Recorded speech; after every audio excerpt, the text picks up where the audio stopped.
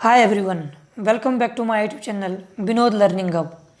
Students, हमारा आज का टॉपिक है मॉर्फोलॉजी ऑफ फ्लावरिंग प्लांट्स और इस टॉपिक से हम अप्रोक्सीमेटली 150 प्लस क्वेश्चन सॉल्व करेंगे for different upcoming competitive exams. Like आपका टेट एग्ज़ाम हो गया है ना, सी टेट हो गया और आपका टीजीटी हो गया, पीजीटी हो गया है ना। साथ ही में आपका नीट के लिए ये कंटेंट यूज़फुल रहने वाला है। और अगर मैं मास्टर स्टूडेंट्स की बात करूँ, जो मास्टर्स कर रहे हैं उनकी बात करूँ, उन्होंने आफ्टर एमएससी क्या करना है, उन्होंने सेट का एग्ज़ाम देना है, set for life science. Life science के अंदर बॉटनी, जूलॉजी और क्या आता है, बायोटेक आता है। तो इन जो 3 डिपार्टमेंट के स्टूडेंट्स हैं, इन्होंने सेट का एग्ज़ाम देना है। सेट में मैक्सिमम क्वेश्चंस यानी 70% क्वेश्चन का लेवल सेम रहेगा। जो मैं आपको यहाँ पे कवर करा रहा हूँ सेम रहेगा। आपको डायरेक्ट क्वेश्चन वहाँ दिखेगा सेट के एग्ज़ाम में, अगर आप पीपीटी अच्छे से पढ़ोगे, अच्छे से सुनोगे, है ना। फिर बात करूँ मैं नेट के एग्ज़ाम की, आपने नेट का एग्ज़ाम देना होगा। आपको पता है कि नेट का एग्ज़ाम 3 पार्ट में आता है, पार्ट ए, बी, सी। अगर मैं पार्ट बी की बात करूँ, उसमें 50 क्वेश्चन होते हैं। 50 में से आपको 35 क्वेश्चन करने होते हैं और इसमें भी जो है वो डायरेक्ट क्वेश्चन पूछे जाते हैं 35 क्वेश्चंस। तो उसका लेवल भी सेम रहेगा, 60% क्वेश्चन का लेवल सेम रहेगा, जो मैं आपको इन पीपीटी में बताऊंगा, है ना स्टूडेंट्स। जो स्टूडेंट्स मेरे से पहले से जुड़े हुए हैं इस चैनल के साथ, उनको पता है कि हमने 5 वीडियोज़ ऑलरेडी ऑलरेडी बना दी है। Sequence wise, syllabus wise cover कर रहे हैं हम, जो कि आपका टीजीटी, पीजीटी, नेट, सेट सभी के लिए रहेगा। उस तरह से हमने जो है 5 वीडियो बना दी। आई थिंक ये 6ठी वीडियो है और मैंने आपको बताया हुआ है कि मैं ये सिलेबस 2 महीने के अंदर ख़त्म करूँगा, ठीक है। सो विदाउट वेस्टिंग टाइम हम स्टार्ट करते हैं questions. Petals are usually brightly coloured. हाँ, एक बात मैं आपको और बताना चाहूँगा कि हम क्वेश्चंस को जस्ट रीड आउट नहीं करेंगे। हम क्वेश्चन को जहाँ मुझे लगे कंसेप्ट है, वो कंसेप्ट मैं आपको अच्छे से बताऊँगा, ताकि आप उस क्वेश्चन को भी सॉल्व कर सके और उसी कंसेप्ट से जो अपकमिंग क्वेश्चन होगा ना आपके एग्जाम में, आप उसको भी सॉल्व कर पाए, है ना students. So petals are usually brightly coloured to reflect more sunlight, या प्रिपेयर फूड करने को, या फिर इंसेक्ट को अट्रैक्ट करने के लिए, या फिर कोई स्पेसिफिक रीज़न नहीं है। पहली बात, आपने अगर फ्लावर देखा होगा, फ्लावर के वोर्ल पढ़े होंगे। फ्लावर में 4 टाइप के वोर्ल पाए जाते हैं। मानो ये आपका स्टॉक है, ये आपका थैलामस है, ठीक है। इससे आपके इस तरह से जो है वो वोल निकलते हैं। जो ये आउटर वोर्ल है, इसको क्या बोलते हैं, इसको बोलते हैं सेपल, है ना। फिर जो इसके अंदर वाला है, इस तरह से लीफ लाइक स्ट्रक्चर होता है, इस तरह से, इसको बोलते हैं पेटल, है ना। और जो फिर इसके अंदर होता है इस तरह से, लाइक इस तरह से, इनको बोलते हैं एंड्रोशियम। और जो इनर मोस्ट वोर्ल होता है लाइक दिस, इस तरह से ओवरी होती है और ये स्टाइल होता है, ऊपर स्टिग्मा होता है ना, इसको बोलते हैं गाइनोशियम। ओके स्टूडेंट्स, थोड़ा डायग्राम पे मत जाना, आप मेरे भावनाओं पे जाओ, मैं क्या बताना चाह रहा हूँ, है ना। तो जो ये आउटर वोर्ल है सेपल, इसके अंदर वाला पेटल है, जो सेपल और पेटल है, इनको बोलते हैं नॉन एसेंशियल वोर्ल। इनका कोई ज़्यादा काम नहीं होता है, ठीक है। फंक्शन होते हैं, मैं बताऊँगा आपको, बट नॉन एसेंशियल इन्हें कहा जाता है। और जो एसेंशियल वोर्ल मतलब part, essential part of the flower is androecium और गाइनोशियम, जिनका काम इसमें होता है रिप्रोडक्शन में। ओके, हमारा क्वेश्चन क्या है कि पेटल का क्या काम है। पेटल बहुत ही कलरफुल होते हैं, बिल्कुल ब्यूटीफुल होते हैं। मानो कि पेटल लड़कियां हैं, कलरफुल ब्यूटीफुल लड़कियां हैं ना। और ये क्या करते हैं, लड़कियां क्या करती है, लड़के को अपने और अट्रैक्ट करती है अपनी सुंदरता से, है ना। मतलब लड़के ऑटोमेटिक ही हो जाते हैं। तो मानो कि ये पेटल्स आपकी कलरफुल गर्ल है और जो इंसेक्ट्स है वो बॉयज़ है। तो इंसेक्ट क्या हो जाते हैं, वो अट्रैक्ट होते हैं पेटल के टुवार्ड, क्योंकि पेटल कैसी होती है, कलरफुल होती है। ओके, सेकंड थिंग ये कि जो इंसेक्ट्स आते क्यों है पेटल के पास, क्यों अट्रैक्ट होते हैं, क्योंकि उन्होंने करनी होती है आगे पॉलिनेशन।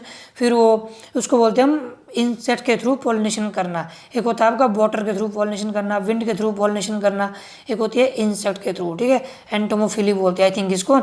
ये हम डिफरेंट जो इनको हम डिटेल में पढ़ेंगे, जब हम अलग से एक एक कंसेप्ट को डिटेल में पढ़ेंगे। अभी जस्ट आपका क्वेश्चन सॉल्व हो गया और आपको इससे पता लग गया कि पेटल का क्या फंक्शन होता है और इसमें एसेंशियल वोल क्या होते हैं, नॉन एसेंशियल वोल क्या होते हैं, है ना। सो नेक्स्ट क्वेश्चन हमारा बहुत ही इंपॉर्टेंट क्वेश्चन है। When the other floral parts are arranged at the base of the gynoecium, the flower is called hypogynous, perigynous और एपीगाइनस। इस चीज़ को समझने के लिए स्टूडेंट्स आपको क्या करना है, दोबारा एक मैं आपको रफ डायग्राम बनाता हूँ फ्लावर का, ये आपका स्टॉक है, ये आपका थैलामस है, ये आपका सेपल निकला, ओके, ये आपका पेटल निकला, सॉरी सेपल निकला, ये आपके पेटल निकले, और ये आपका क्या निकला, एंड्रोशियम निकला, एंड देन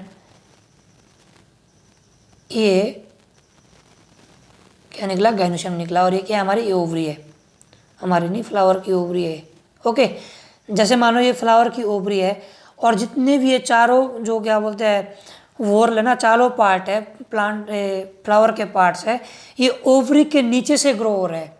देखो यहाँ पे सेपल, ये ओवरी टॉप पे ना, फिर ओवरी के नीचे से क्या आया, एंड्रोशियम आया, इस तरह से पेटल आया, इस तरह से सेपल आया, इस तरह से। अगर ओवरी के नीचे से फ्लोरल वॉल्स का निकलेगा, उस कंडीशन को बोलते हैं हम हाइपोगाइनस। हाइपो मतलब नीचे, गाइनस मतलब कि गाइनोशियम यानी ओवरी, यानी गाइनोशियम के नीचे से फ्लोरल पार्ट्स का निकलना, that is known as hypogynous. ठीक है। अगर सेम कंडीशन ऐसी हो कि यहाँ पे ये ओवरी है और जो ये फ्लोरल वॉल्स है, मानो यहाँ पे ये ओवरी है, ये ओवरी है, और जो ये फ्लोरल वॉल्स है ये इस ओवरी के ऊपर से निकलते हैं, लाइक दिस मैं दिखाता हूँ आपको। ये इधर ऐसे पेडंकल है, ये थैलामस है, और मानो कि आपकी इधर ओवरी है इस तरह से, और ये स्टॉक है, ये थैलामस है, और ओवरी के ऊपर से निकलेंगे सेपल इस तरह से, और पेटल इस तरह से, और एंड्रोशियम इस तरह से। अगर ओवरी के ऊपर से निकलेंगे, that condition is known as epigynous flower. Epi मतलब कि ऊपर, गाइनस मतलब कि गाइनोशियम यानी ओवरी, यानी गाइनोशियम के ऊपर से निकलना फ्लोरल पार्ट्स का क्या कहते हैं उसको, एपीगाइनस। फिर थर्ड क्या दिया यहाँ पे, पेरीगाइनस। पेरीगाइनस मतलब कि इधर ओवरी है, इसके सराउंडिंग से निकले हुए पार्ट्स, इसके बिल्कुल अगल बगल से निकलेंगे, उस कंडीशन को बोलते हैं हम। सो फिर नेक्स्ट आया हमारा यहाँ पे,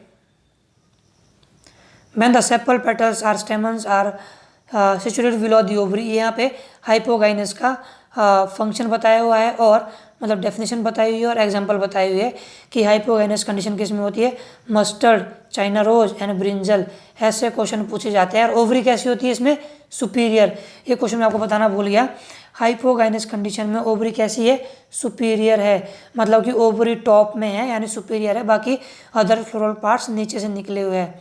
और फिर एपीगाइनस में कैसी होगी ओवरी, इन्फीरियर, है ना, क्योंकि उसमें जो फ्लोरल पार्ट्स है वो ओवरी के ऊपर से निकले हुए हैं। ओके।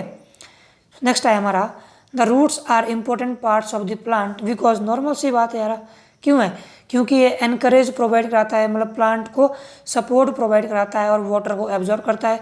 ऑप्शन ए और सी आपका बिल्कुल 100% सही बैठ रहा है।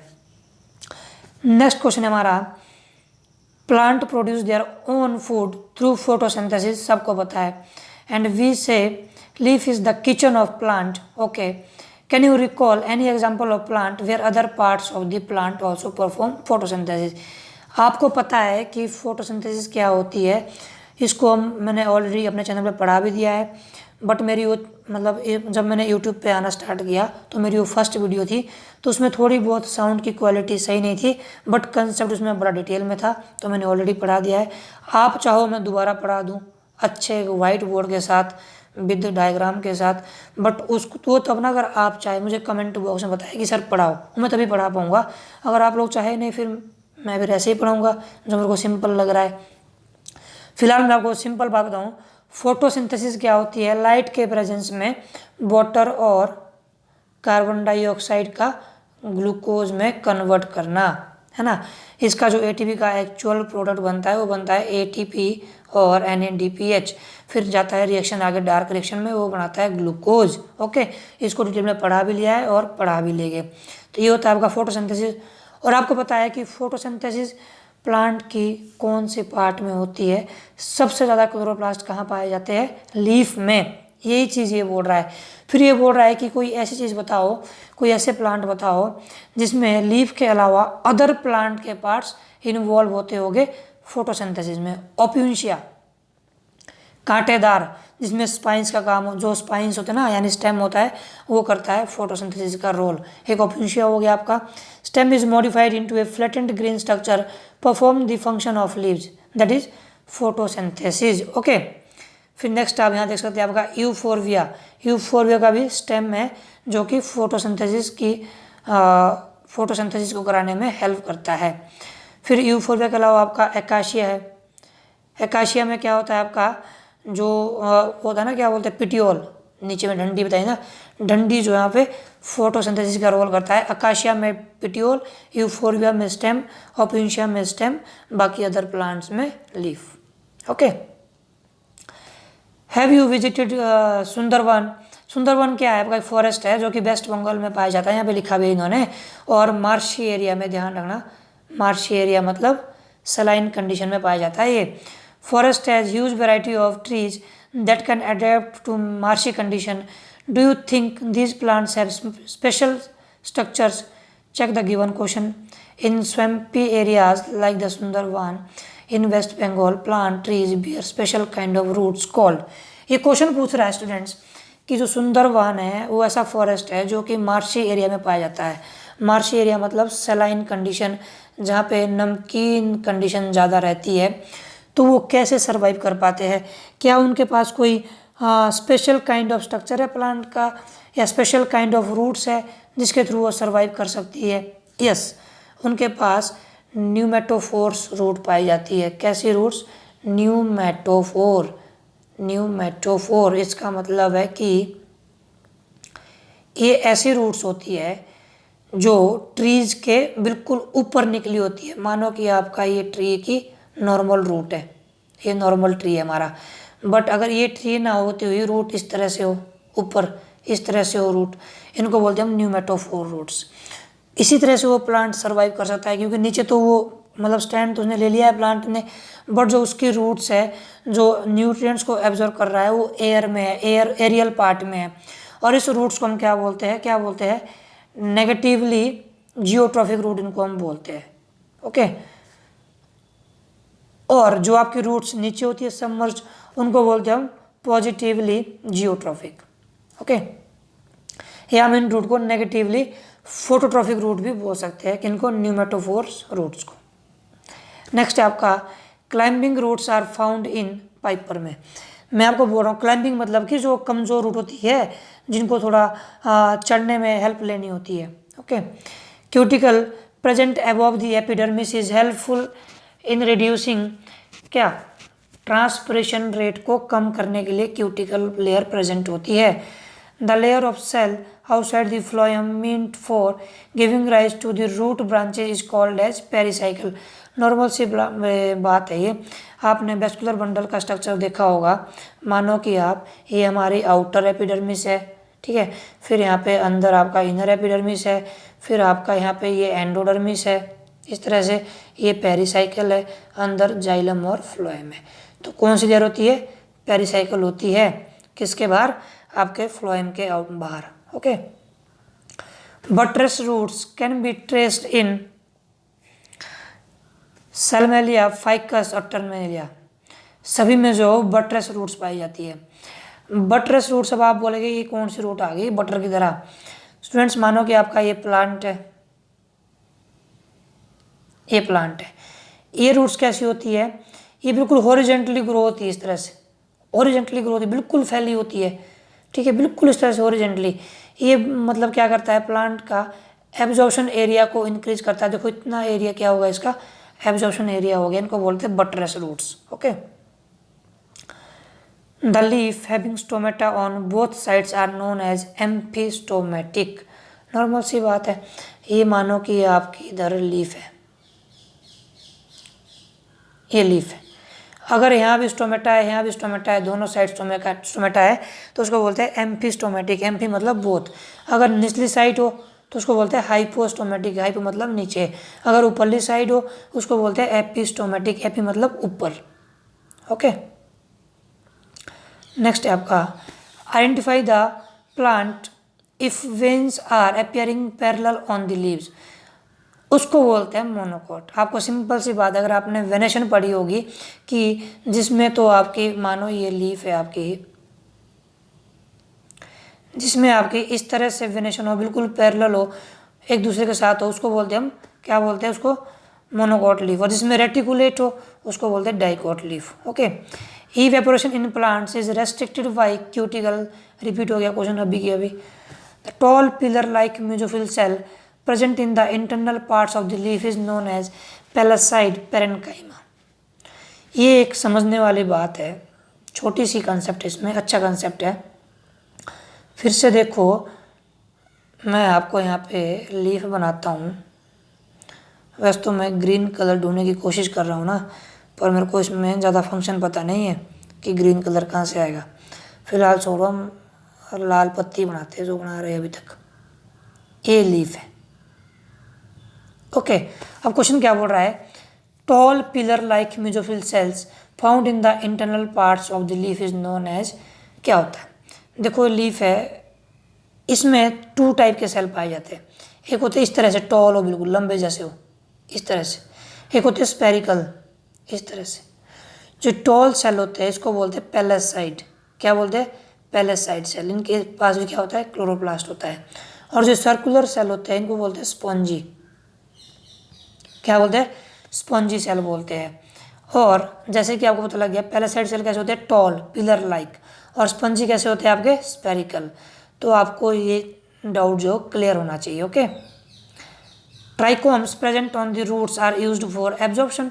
सिंपल सी बात है यार, ये रूट्स इधर आपका, ये रूट्स है, इसमें अगर रूट हेयर हो गए तो उनका काम क्या होगा? वाटर को एब्जॉर्ब करना, एक एब्जॉर्प्शन एरिया को इंक्रीज करना। वैसे अगर आपका ट्राइकोम हो, उनका भी सेम काम होगा ना, वाटर को एब्जॉर्ब करना, न्यूट्रिएंट्स को एब्जॉर्ब करना।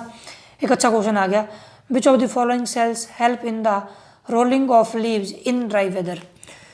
थोड़ा सा आपने यहाँ पे दिमाग लगाना है, दिमाग लगाना नहीं मतलब दिमाग यहाँ रखना है जो मैं बोल रहा हूँ इन बातों पे, कि which of the following cells help in the rolling of leaves in dry weather.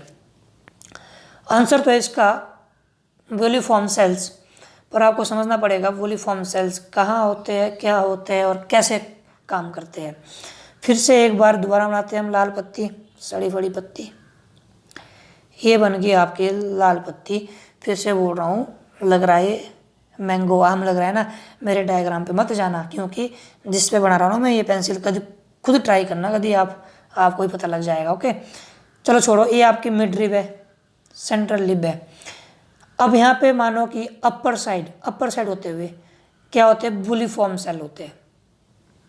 वोलिफॉर्म cell होते हैं, एक मतलब स्फेरिकल टाइप सेल होते हैं, जिनका काम क्या होता है? वाटर को स्टोर करना। ये क्या करते हैं? वाटर को स्टोर करते हैं। अब इसके अंदर बहुत सारा वाटर है। मानो कि वाटर कहाँ है? ड्राई कंडीशन में रह रहे हैं, वाटर क्या हो गया? आउट हो गया।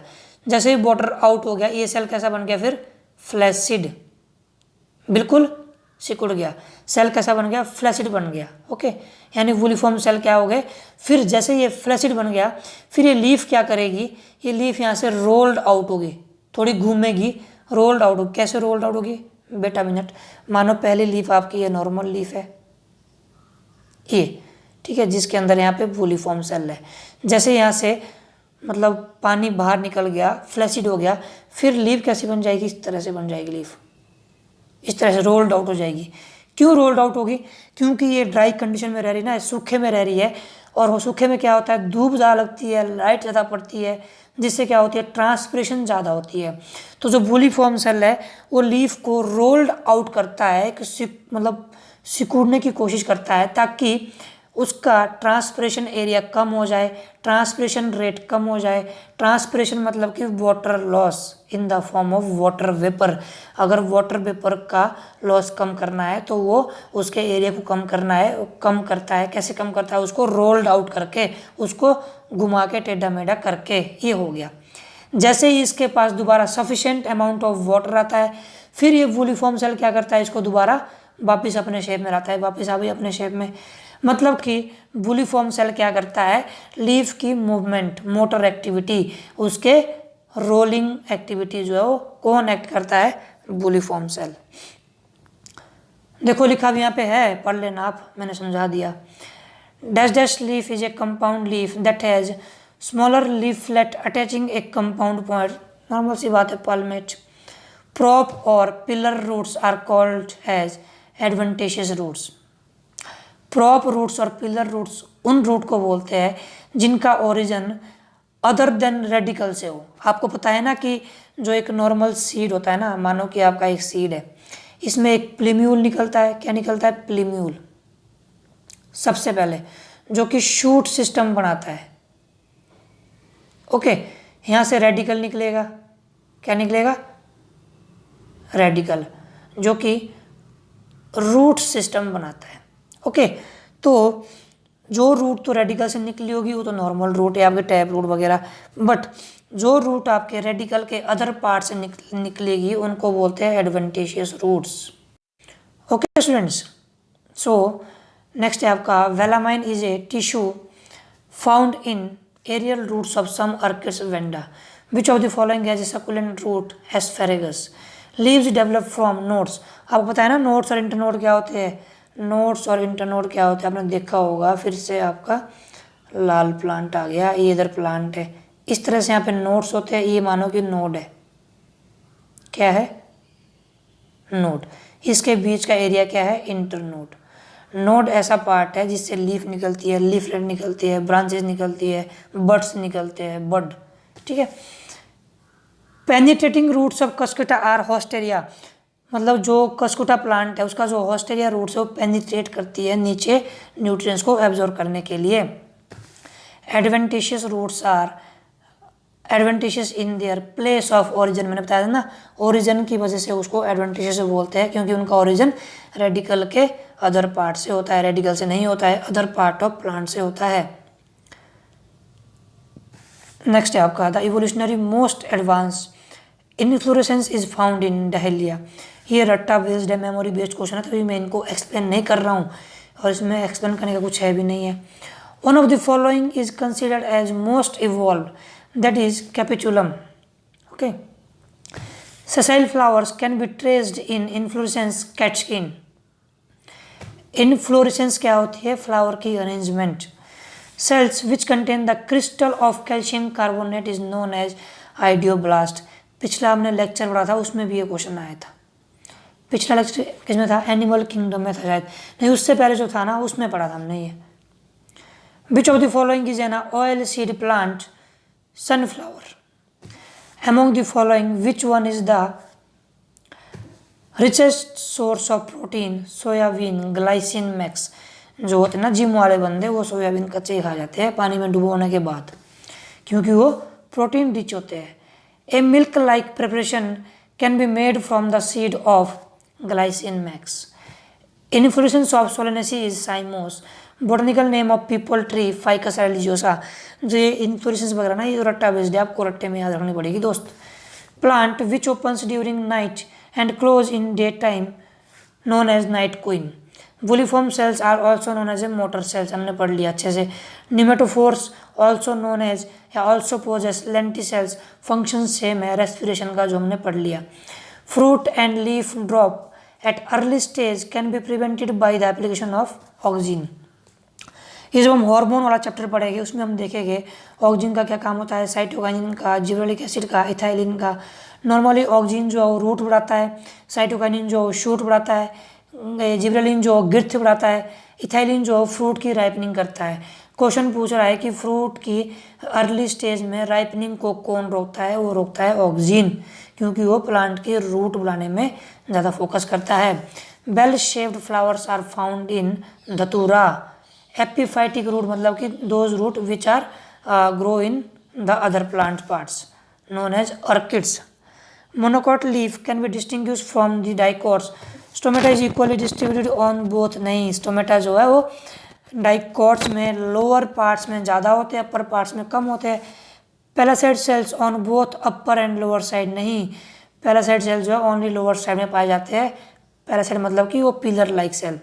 Several veins of nearly uniform size. नहीं, गलत।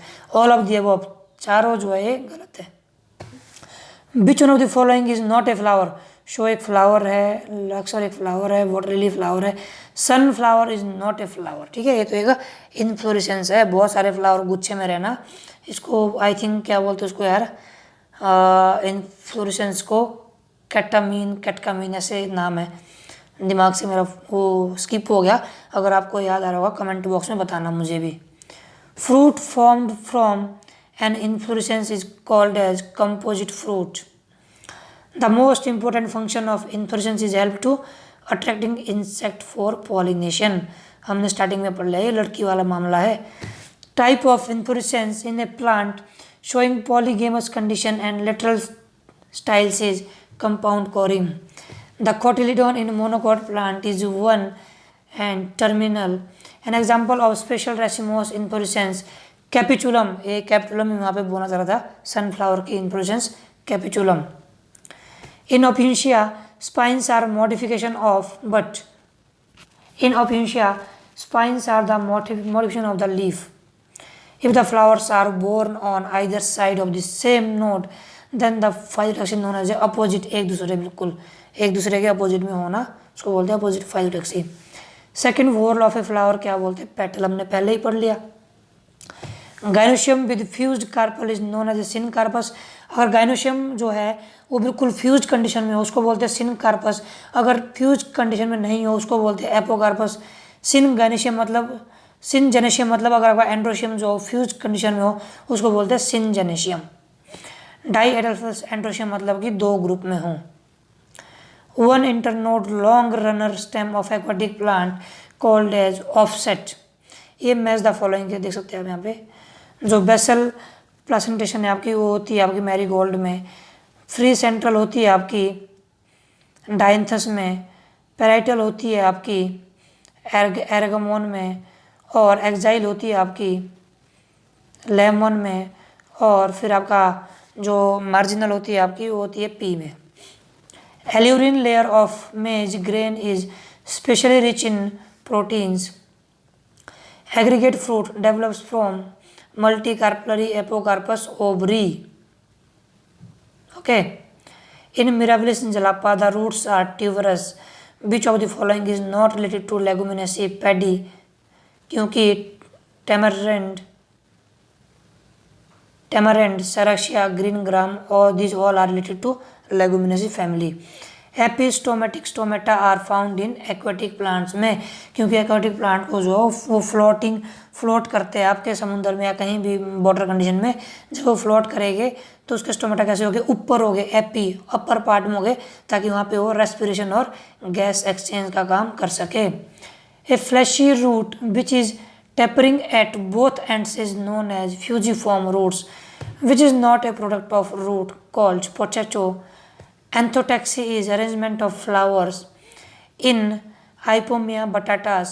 Sweet potato, the food is stored in root tuber. Which of the following family has plants with nodulated roots is Fabaceae. In which of the following plant roots are modified for the respiration is Avicennia. Feathery stigma is called plumose. In which of the following plant one plant penetrates its root into the host plant known as cuscuta. Feathery stigma is called plumose. अब आप बोल रहे sir आ रहे पढ़ रहे भाई इसमें समझाओ तो समझाओ, क्या समझाऊं? अगर ऐसी चीज़ समझाने लग गया फिर ये मेमोरी बेस्ड हो जाती है और टॉपिक जो बोरिंग हो जाता है। आपने जस्ट ये क्वेश्चन पढ़ने हैं, रीड आउट करने हैं, दिमाग में बिठाने हैं, वैसे ही करके आप जो है जब आप इसको बार बार वीडियो देखोगे आपके दिमाग में ये ऑटोमेटिकली बैठ जाएंगे।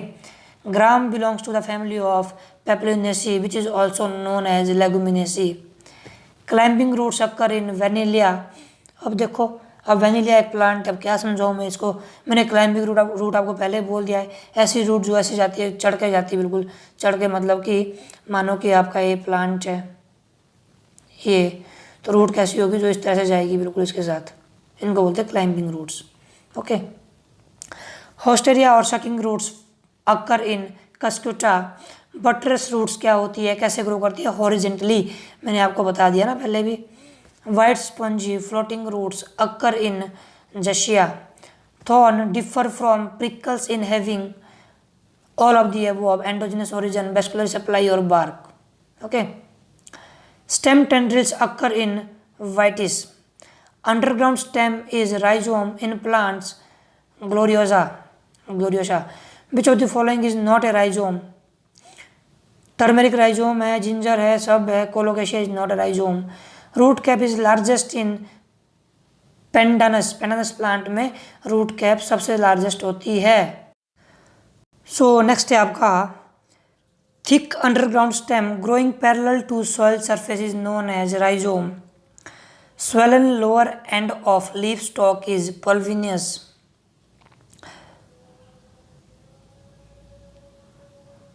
In onion leaves, food is stored in the form of sugar. Hypanthodium is a specialized type of inflorescence. Multicosted parallel type of venation is found in the leaves of grasses and palms. Stem takes part in storage and propagation in ginger. Which inflorescence is present in Apiaceae known as umbel? Flower of Liliaceae, Malvaceae and Solanaceae are hypogynous. मैंने आपको बता दिया है hypo, amphi, पेरिगनस क्या होता है सब कुछ. Edible part of gobhi cauliflower is known as inflorescence. पता है ना आपको, हम गोभी का क्या खाते हैं, फूल खाते हैं या फिर जड़े खाते हैं? फूल खाते हैं ना गोभी का. तो जो इनफ्लोरेसेंस है वो क्या है, related to flower arrangement. Botanical name of cauliflower is, लो जी खाओ अब इसको.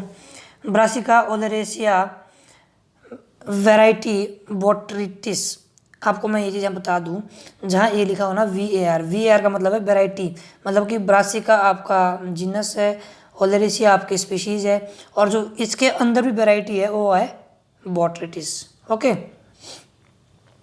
Lycopersicum esculentum belongs to tomato. इसका नाम है, नॉर्मल भाषा में बिलोंग करता है सोलेनेसी से. ये जो है ना, टोमेटो हो गया, पोटैटो हो गया, जिंजर हो गया, आपका दालें हो गई, राजमा जो जितनी भी दालें ना वो हो गई, और आप अदर सब्जी हो गई, भिंडी वगैरह ना, इन सब के आपने बॉटनिकल नेम याद रखने हैं और किस फैमिली से बिलोंग करते हैं वो याद रखने हैं. इससे आपका एक आधा क्वेश्चन जो आपको रटने पड़ते ना, फिर रटने नहीं पड़ेगा ज़्यादा, मतलब मेमोरी में बैठ जाएगी. Aloe used in medicine belongs to family of liliaceae. एक मैं आपको ट्रिक बताऊं, मतलब ट्रिक तो ये फालतू का है, फालतू मतलब कि इसमें नुकसान भी हो सकता है. जितने भी आपके मेडिसिनल यूज है वो लिलिएसी फैमिली से ज़्यादातर प्लांट होते हैं. हमेशा ये ट्रिक काम नहीं करता है, ये आप सोच लेना. Root cap in dicots is formed from protoderm. पता है आपको, मैं पिछली वीडियो में पढ़ा चुका हूँ प्रोटोडर्म, एंडोडर्म, एक्टोडर्म क्या होता है डिटेल में.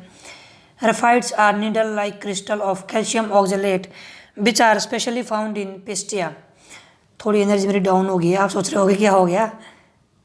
A root hair is formed by epidermal cell. Underground food is stored in Cruciferaceae and Solanaceae family. इसमें भी अगर थोड़ा आपको पता है ना लॉजिक का, तो आप ये एग्जांपल लगा सकते हो. क्योंकि अगर आपको पता होना चाहिए कि जितने भी आपके पोटैटो, टोमेटो वगैरह है ना, अदरक वगैरह है, वो किस में आते हैं, मतलब टोमेटो नहीं, पोटैटो हो गया, अदरक वगैरह हो गया ना, अंडरग्राउंड इसमें आते हैं, यानी सोलेनेसी फैमिली में आते हैं. तो underground food is stored in Solanaceae family और साथ में Cruciferae. Adventitious roots in dicot stem originate from pericycle और इंटरफेसिकुलर पैरेन्काइमा. मैंने आपको पेरिसाइकल बोल रखी क्या होती है, वो लेयर होती है जो कि वेस्कुलर बंडल के बाहर होती है, और इंटरफेसिकुलर पैरेन्काइमा मतलब कि जो आपका पैरेन्काइमा होता है ना, स्टेम होता है, उसके बीच आपका फेसिकुलर होता है, दो फेसिकुलर के बीच के पैरेन्काइमा और पेरिसाइकल, इसका जो है वो आंसर बैठेगा. Pith is absent in प्रोटोस्टिल. पिथ क्या होता है, central part of vascular bundle. Like आप समझो ये वेस्कुलर बंडल की पेरिसाइकल लेयर है, अंदर आपका इधर जाइलम है, ये फ्लोएम है, जाइलम है, फ्लोएम है, जो बीच वाला पार्ट है इसको बोलते हैं पिथ, और पिथ जिसमें एब्सेंट होता है उसको बोलते हैं प्रोटोस्टिल.